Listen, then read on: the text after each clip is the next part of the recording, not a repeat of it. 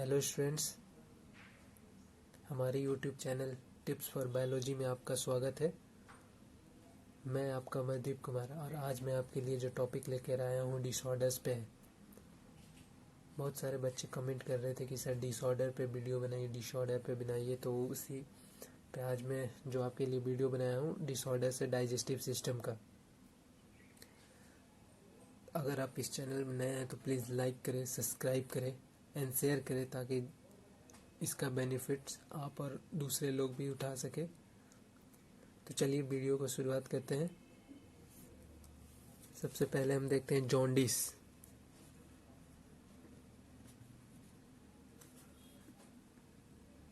Jaundice jaundice होता क्या है? स्प्लीन तो सुन रखे होंगे, ग्रेवयार्ड ऑफ आरबीसी। आरबीसी यहाँ पे मरता है।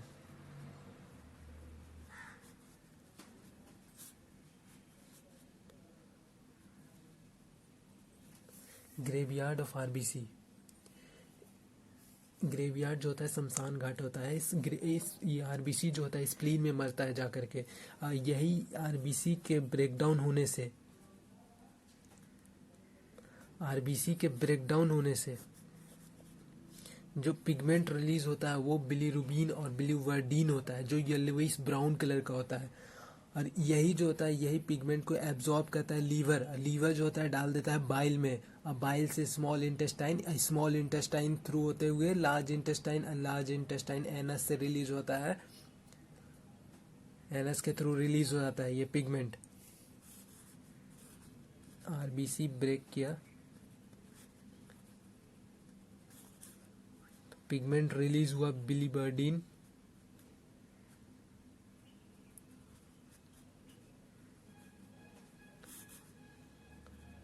बिलीरुबिन,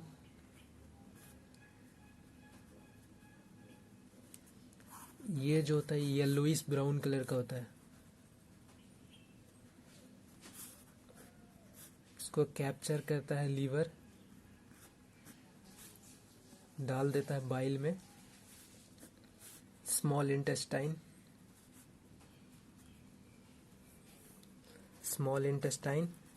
लार्ज इंटेस्टाइन और एनस के थ्रू रिलीज हो जाता है। तो जनरली ये जॉन्डिस कब होगा? जब ये लीवर वर्क अपना सही ढंग से ना करे, लीवर काम प्रॉपरली नहीं करेगा, अर्थात इस पिगमेंट को एब्जॉर्ब नहीं करेगा। तो क्या होगा? ये पिगमेंट जो होता है कहीं कहीं डिपॉजिट होने लगेगा, हमारे स्किन के ऊपर एक्यूमुलेट होने लगेगा, आईज में एक्यूमुलेट होने लगेगा, जम जाएगा कहीं कहीं से। तो आपका बॉडी का कलर जो क्या होगा, इस पिगमेंट का जो कलर होगा वो हो जाएगा येलोइश कलर हो जाएगा। तो जॉन्डिस जो होता है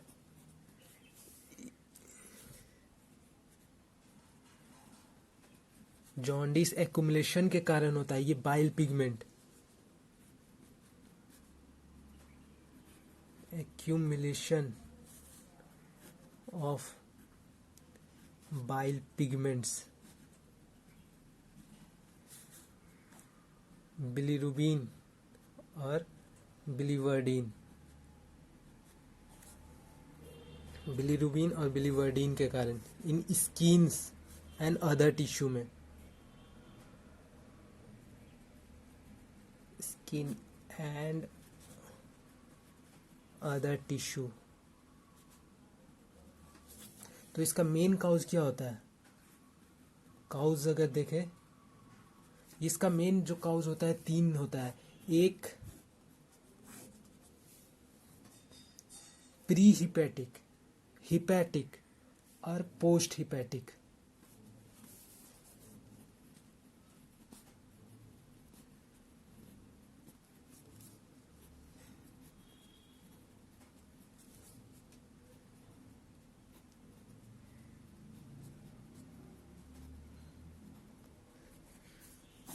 प्री हिपैटिक क्या? अगर बहुत ज़्यादा आरबीसी में जो होता है आरबीसी का ब्रेकडाउन होने लगा, बहुत ही आरबीसी का ब्रेकडाउन होने लगेगा तो क्या होगा? ये कितना लेगा, कितना कैप्चर करेगा? लीवर एक लिमिट होता है भाई कैप्चर करने का। आरबीसी ब्रेकडाउन पे ब्रेकडाउन, वो अभी निकला ही नहीं, रिलीज हुआ ही नहीं बाहर, और दिए जा रहे हैं। आरबीसी ब्रेकडाउन हो रहा है, बाइल पिगमेंट रिलीज हो रहा है, तो क्या होगा जनरली, क्या होगा, वो काम प्रॉपरली फंक्शन नहीं कर पाएगा। Pre hepatic, too much breakdown, too much breakdown of RBC. Hepatic मतलब लीवर ही फंक्शन ना करे, वो एब्जॉर्ब ना करे। हिपेटाइटिस, लीवर इन्फेक्शन हो जाए, हिपेटाइटिस हो जाए, इन्फेक्शन, हिपेटिक मतलब तो लीवर, हेपेटाइटिस हो जाए, आइटिस मतलब इन्फेक्शन हो जाता है, लीवर का इन्फेक्शन हो जाए,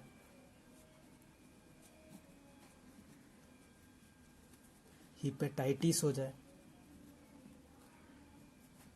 आइटिस मतलब ही होता है इन्फेक्शन।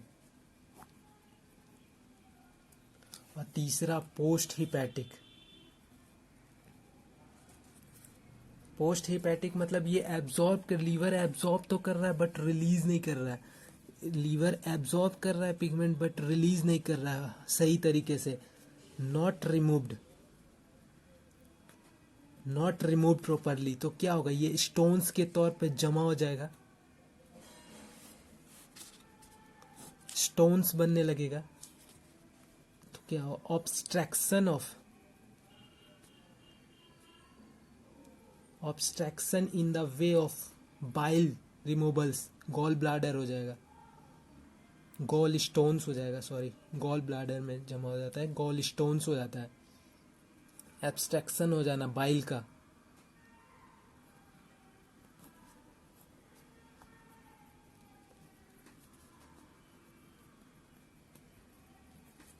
एग्जाम्पल जो होता है इसका, गॉल स्टोन्स हो जाता है। ये था हमारा जॉन्डिस। जॉन्डिस क्या है, स्प्लीन, आरबीसी का अगर ब्रेकडाउन हो रहा है तो वो एक पिगमेंट रिलीज कर रहा है, बिलुरुबिन और बिलुवर्डिन। ये जो होता है येलोइश ब्राउन कलर का होता है। हमारे बॉडी का कलर कौन सा होगा, जब ये एब्जॉर्ब नहीं कर रहा है तो येलोइश कलर का होगा। जो इसका कलर होगा, जो रिलीज होने का कलर होगा, वही हमारे बॉडी का रिलीज का कलर होगा, येलोइश कलर हो जाएगा। बिलिरुबिन और बिलिवर्डिन एब्जॉर्ब करता है लीवर, और जो बाइल में ट्रांसफर कर देता है, बाइल के through small intestine, large intestine होते हुए एनस के थ्रू रिलीज हो जाता है। अगर ये लीवर हमारा सही ढंग से फंक्शन ना करे तो ये एक्यूमुलेशन हो जाना, होने लगता है, हमारे स्किन के ऊपर हो जाता है, आईज में हो जाता है, जिसके कारण पीला पड़ जाता है हमारा बॉडी, येलो कलर हो जाता है। ये इसका मेनली कॉज हो जाता है, 3 होता है, pre hepatic, hepatic and post hepatic. अगर बहुत ज़्यादा आरबीसी का ब्रस्ट होने लगे, आरबीसी बार बार कंटिन्यूअस फॉर्म में ब्रेकडाउन होने लगे, तो क्या होगा, लीवर कितना एब्जॉर्ब करेगा, उसमें येलोपन हो जाता है। दूसरा हो जाता है हिपैटिक, खुद लीवर ही खराब हो जाए। तीसरा हो जाता है पोस्ट, कि वो रिलीज ना करे, उस पिगमेंट को एब्जॉर्ब तो कर रहा है बट रिलीज ना कर रहा है, तो स्टोन्स के तौर पर वो जमा हो जाता है। अगर हम इसके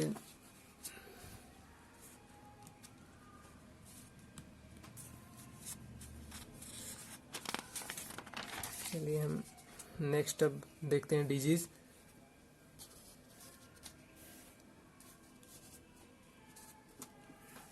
नेक्स्ट डिजीज अगर हम देखते हैं तो वो आता है हमारा वोमिटिंग। वोमिटिंग क्यों होता है,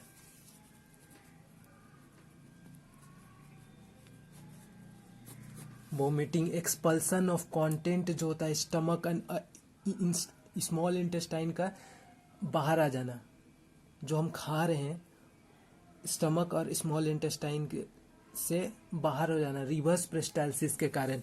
ये जैसे सपोज ये हमारा mouth, oesophagus, stomach, small intestine, suppose मान लीजिए, इतना अच्छा तो डायग्राम नहीं है, but oesophagus, stomach, small intestine, अगर हम फूड को खा रहे हैं, ठीक है, स्मॉल यहाँ तक स्टमक में गया, स्मॉल इंटेस्टाइन में गया, अगर ये वर्क नहीं कर रहा है, पेरिस्टाल्सिस ऐसे ऐसे ऐसे करके पेरिस्टाल्सिस मूवमेंट होता है, ये फंक्शन नहीं करे, रिवर्स इसको अपोजिट डायरेक्शन में करने लग जाए, तो क्या होगा, स्मॉल इंटेस्टाइन का और इसका खाना जो होगा माउथ के थ्रू बाहर आ जाएगा, उल्टी हो जाएगा, वोमिटिंग, उल्टी, एक्सपल्सन ऑफ कंटेंट। ये जो होता है कहाँ, इसका फंक्शन कौन होता है, ब्रेन का निचली पोर्शन जो होता है, मेडुला, मेडुला का काम, सब काम दे देता है, जितना खराब काम है, अरे तुम नीचे है, जाओ तुम ये काम भी करो, वोमिटिंग का भी काम करो, मेडुला लास्ट में है, लास्ट का फंक्शन यही है, जा तुम निचले का जो खराब से खराब काम है तुम करो, मेडुला वोमिटिंग का काम करवा देता है। वोमिटिंग सेंटर जो होता है मेडुला में प्रेजेंट होता है।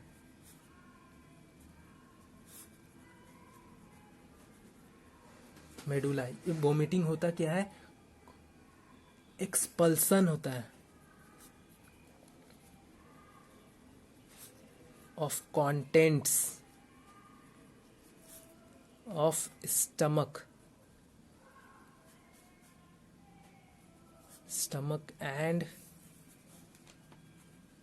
Small intestine by reverse peristalsis।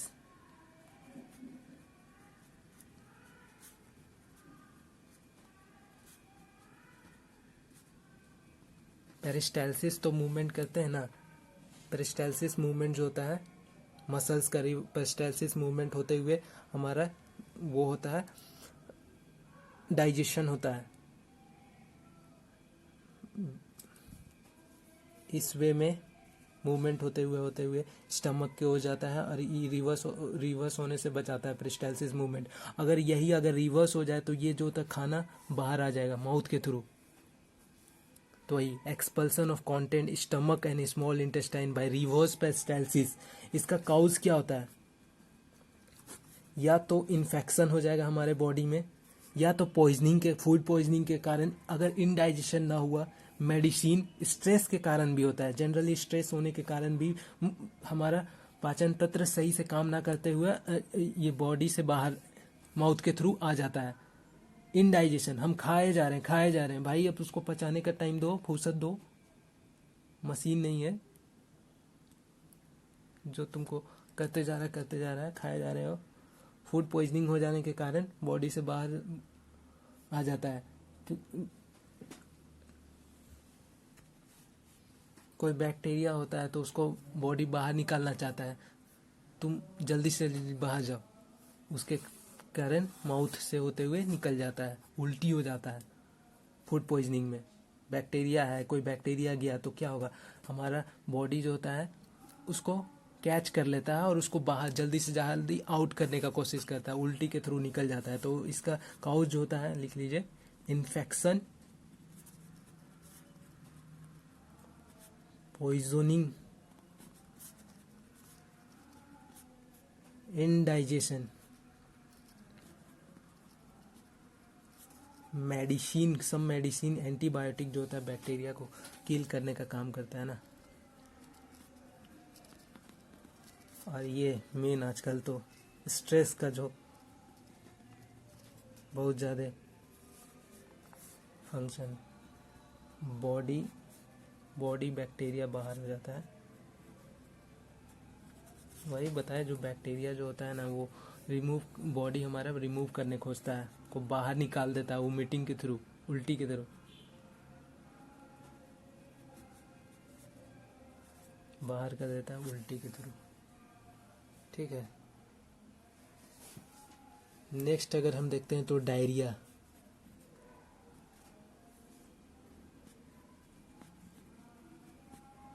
Diarrhoea क्या होता है, इंक्रीज होना वॉल्यूम का, फ्रीक्वेंसी का, लिक्विड कंटेंट का फीकल में। दस्त, जिसे हम हिंदी में दस्त कहते हैं, बार बार वॉल्यूम बहुत ज़्यादा हो गया, फ्रीक्वेंसी जल्दी होगा, एंड लिक्विड क्वांटिटी में होगा, फ्लूइड लिक्विड टाइप का होने लगेगा, दस्त जिसे बोलते हैं हम। इसका भी रीजन अगर हम देखें तो infection, stress, bacteria which irritate the gut, medication such as antibiotic के कारण भी हो जाता है, लेस। और इसका सबसे इम्पोर्टेंट फैक्ट क्या है इसमें, डायरिया में डायरिया का जो इम्पोर्टेंट चीज़ है इसमें क्या होता है, लेस एब्जॉर्प्शन होता है। फूड का जो होता है एब्जॉर्प्शन कम होगा, तुरंत तुरंत निकल ही जा रहा है तो यार एब्जॉर्प्शन करने का टाइम कहाँ मिला उसको, एब्जॉर्ब्ड खाना हो नहीं रहा है तेरा, कमजोरी आ जाता है इसमें। Less absorption of food,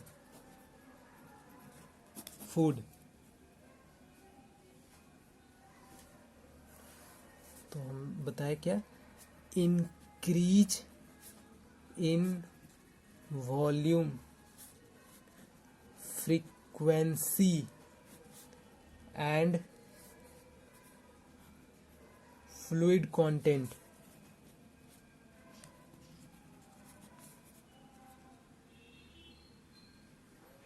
of faecal content. इसका रीज़न जो हम क्या बताया, रीजन देख लीजिए आप, रीजन तो पहला हो गया इन्फेक्शन के कारण।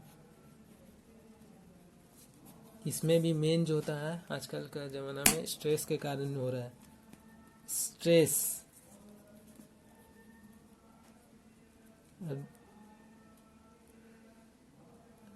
सम बैक्टीरिया जो इरिटेट करता है गट में, bacteria which irritate the gut, medication,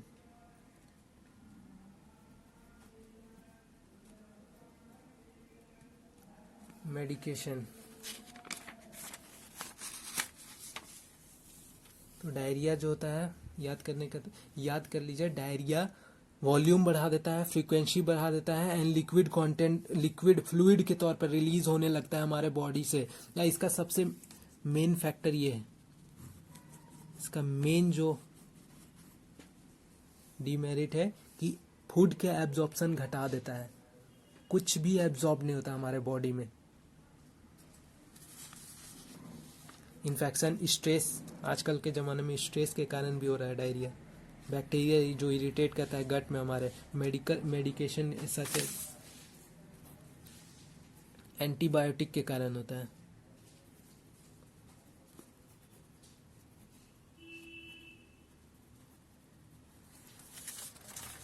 next अगर हम देखें, हमारा जो नेक्स्ट डिसऑर्डर है वो है कॉन्स्टिपेशन, इरेगुलरिटी। हम लोग का फ्रीक्वेंसी जो होगा इरेगुलर हो जाएगा बॉवेल मूवमेंट का।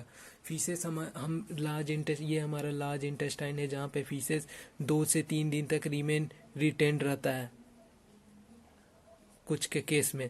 तो ये क्या होगा, सूख जाएगा, H2O ज़्यादा से ज़्यादा दिन रहेगा तो और वाटर का कंजप्शन करेगा और ये ड्राई पे ड्राई होता जाएगा और परेशानी आदमी को होगा। जनरली ह्यूमन बीइंग को अगर रिटेंड करेगा तो कॉन्स्टिपेशन होगा ही भाई। इसको तुम इरेगुलर कर दिया होना चाहिए, 5 बजे फीसेस आउट होना चाहिए एनएस के थ्रू, तो आप 10 बजे 11 बजे कर रहे हो, तो क्या होगा। लाइफ स्टाइल आदमी लोग का चेंज हो गया है, पुअर हैबिट, 5 बजे सोना और रात भर जागना, ये कौन सा तरीका है। एक्सरसाइज, लेस एक्सरसाइज भी आदमी लोग 11 बजे सोते हैं भाई साहब, उठ के उसके बाद जाते हैं एक्सरसाइज के लिए। वाटर इनटेक, वाटर का इनटेक जो है वो कम हो गया है। 6 to 8 ग्लास पर डे आप नेचुरली पीना चाहिए पानी, तो आप पी रहे हैं 1 से 2 गिलास। लेस फाइबर डाइट, ये सब होता है। ये जो होता है इरेगुलर कॉन्स्टिपेशन क्यों हो गया, रिड्यूस्ड कर देते हैं हम, अनटाइमली, आज जाना है कल जाएंगे। फिशेस क्या होता है, सॉलिड सेमी वेस्ट हो जाता है स्मॉल इंटेस्टाइन का, जो कि अनडाइजेस्टेड होता है, वो लार्ज इंटेस्टाइन थ्रू होते हुए एनएस के थ्रू रिलीज किया जाता है बाहर।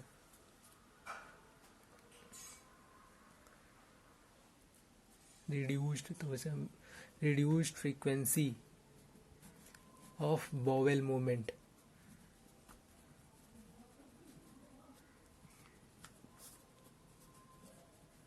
Due to prolonged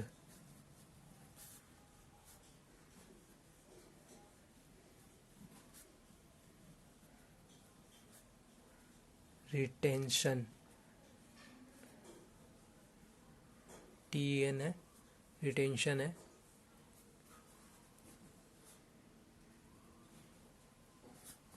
fishes becomes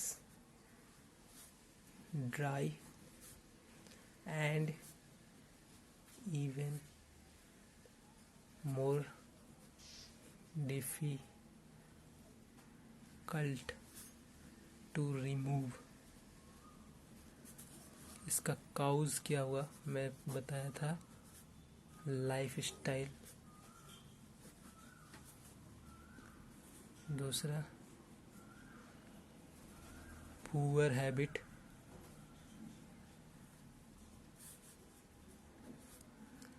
less exercise,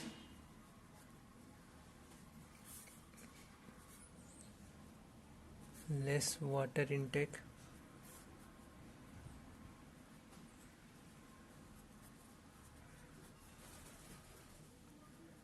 less fibre diet,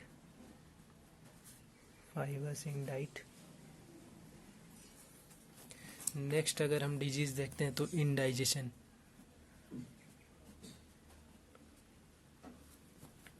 indigestion से आप क्या समझ रहे हैं? फूड जो होगा डाइजेस्ट नहीं होगा प्रॉपरली, स्ट्रेस के कारण होता है।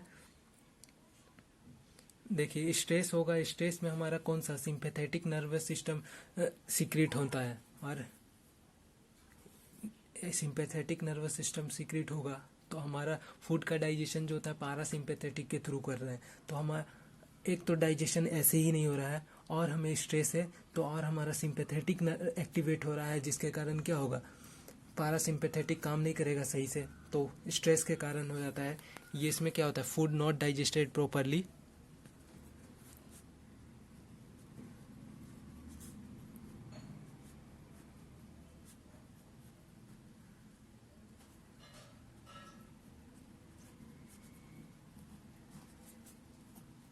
मेन कॉज होता है इसका स्ट्रेस। टू मच फूड खा लेते हैं हम, स्पीसीज फूड खा लेते हैं, मतलब एक तो खाए हुए, एक तो पहले से पच नहीं रहा है और दोबारा फिर से खा लेना, वो अनडाइजेस्टिव कर देता है।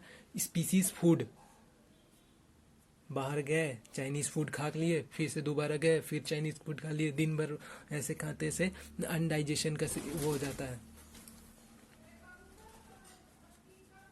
स्ट्रेस क्या सिंपैथेटिक एक्टिवेट करता है, सिंपैथेटिक नर्व सिस्टम एक्टिवेट करता है, बट इनडाइजेशन, बट डाइजेशन जो होता है, डाइजेशन में main role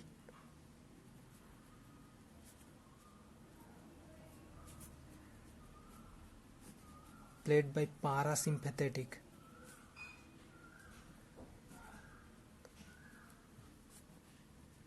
sympathetic nerve.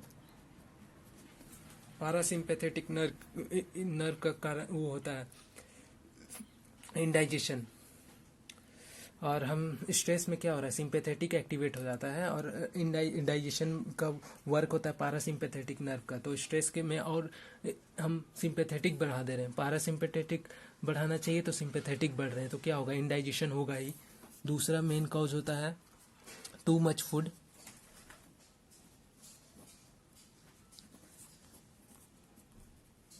Too much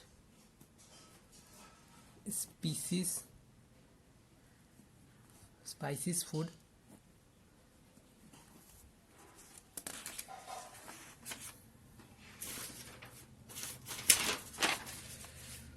हमारा लास्ट डिसऑर्डर है शायद, हाँ एक रह गया ना, पेम।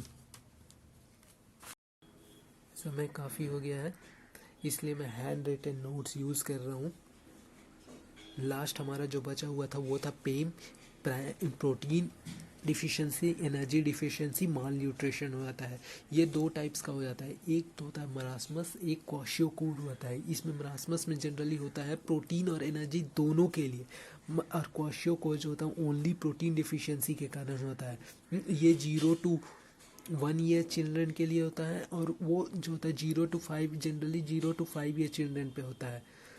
इसमें क्या होता है, बच्चा को मदर मिल्क जो होता है नहीं मिल पाता है, मदर का, क्योंकि मदर का भी मिल्क सिक्रीशन नहीं होता है, जिसके कारण बच्चा जो होता है सूख जाता है। मेंटली डॉर्फनेस हो जाता है, रिटार्डेड हो जाता है। क्वाशियोकोर का जो होता है सीवियर केस हो जाता है ऑडिमा, स्टमक जिसमें बाहर आ जाता है।